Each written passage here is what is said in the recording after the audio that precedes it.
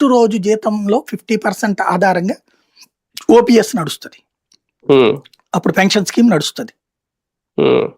అది ప్రభుత్వానికి భారం అవుతుంది. 30,000 మంది అంటే ఈజీగా అర్థమయ్యే భాషలో చెప్తున్నా. ఓ 1,00,000 మంది ఉద్యోగులు ఉద్యోగం చేస్తుంటే 1,25,000 మంది రిటైర్డ్ పెన్షన్స్ తీసుకుంటున్నారు 50% శాలరీ. వాళ్ళకి మళ్ళీ డిఏలు పెంచుతా ఉండాలి. ఇది ప్రభుత్వానికి భారం అవుతుందని గ్రహించి అప్పుడు ఆర్థిక నిపుణులు ఇచ్చినటువంటి సూచనల మేరకు అప్పుడే ప్రపంచ బ్యాంక్ జీతగాడు చంద్రబాబు మోసగాడు అంటూ కమ్యూనిస్టులు ఉద్యమం చేసేవాళ్ళు కాంట్రాక్ట్ అవుట్ సోర్సింగ్ వచ్చినప్పుడు. ఎందుకని అట్లా కాకుండా అసలు పెన్షన్ ఇచ్చే అవసరమే లేని ఉద్యోగమే అవుట్ సోర్సింగ్ కాంట్రాక్ట్ ఉద్యోగం.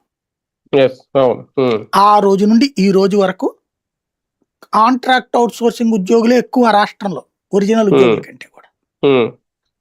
పని వాళ్ళకంటే వీళ్ళు ఎక్కువ చేస్తారు కానీ దినదనగండం 100,000 కాబట్టి సిన్సియర్ గా పనిచేస్తారు. ఆ పెన్షన్ అర్హులైనటువంటి వాళ్ళు నిర్లక్ష్యంగా ఉంటుంది.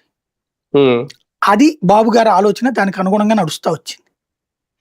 ఇప్పుడు రేపు పొద్దున కూడా మెడికల్ ని కూడా అట్లాగే చేసేద్దాం అనుకుంటున్నారు. ఎందుకంటే ఇవాళ అబ్జర్వ్ చేస్తే ప్రభుత్వ జీతాలు ప్రభుత్వపు పెన్షన్లే భారాలుగా మారుతున్నాయి ప్రభుత్వానికి.